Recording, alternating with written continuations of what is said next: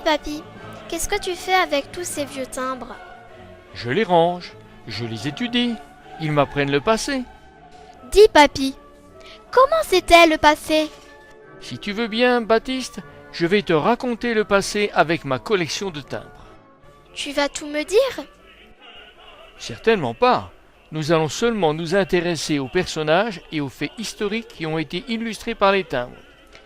Ça ne sera pas trop long de voir tout le monde. Nous nous limiterons au continent européen. Nous découperons notre histoire en plusieurs parties.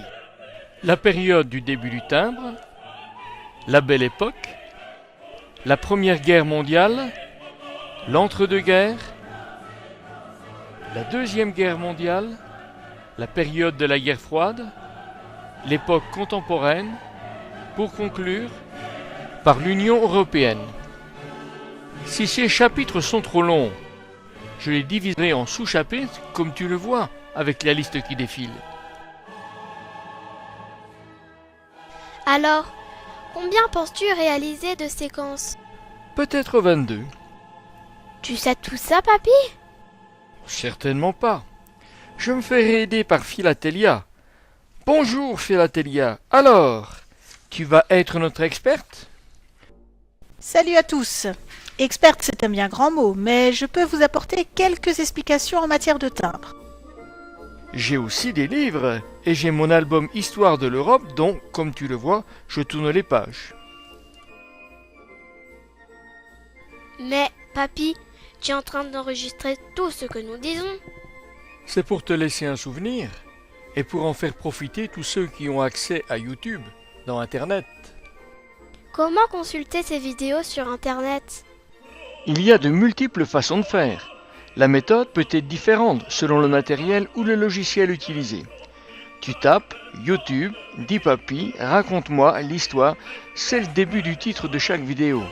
Tu as alors toutes les chances de voir apparaître une des miniatures que tu vois défiler en ce moment.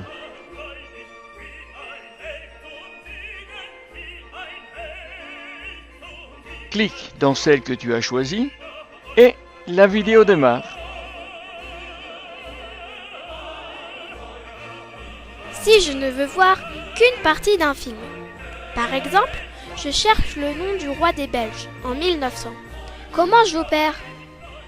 1900, c'est donc la Belle Époque. Recherche la vidéo 21. Clique dans sa miniature, le film démarre. Tu l'arrêtes après environ 15 secondes. Tu lis alors le plan. Devant le sous-titre Belgique, tu relèves le temps 4 minutes 35. Glisse le curseur à ce temps. Clique sur Marche et le film redémarre sur l'histoire de la Belgique et tu arrives au roi. Ah voilà, Léopold II.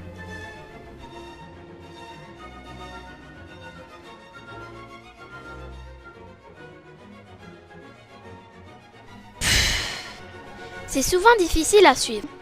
C'est un peu trop rapide, papy. Tu peux alors arrêter le film et le redémarrer quand tu veux. Moi, je peux te poser des questions. Mais les gens qui regardent tes vidéos, eux, sont muets et ne peuvent même pas te critiquer. Mais si, YouTube donne la possibilité d'apprécier et de critiquer. Cela me permettra de discuter et de m'améliorer. Encore une petite précision pour la compréhension des images. Prenons l'exemple de ce timbre oblitéré de Napoléon III. Le coin en haut à droite est réservé au nom du pays du timbre et à sa date d'émission, qui peut être différente de la date de l'événement évoqué. Pour la distinguer du reste du texte, cette information est toujours en jaune ou en violet. Les philatélistes, eux, apprécient-ils ton travail? Certainement. Je suis d'ailleurs encouragé par mon club, le Cercle Philatélique d'Ilzac, CPI, le Groupement Philatélique Régional d'Alsace et de Belfort, GPRAB, et la Fédération Française des Associations Philatéliques, FFAP.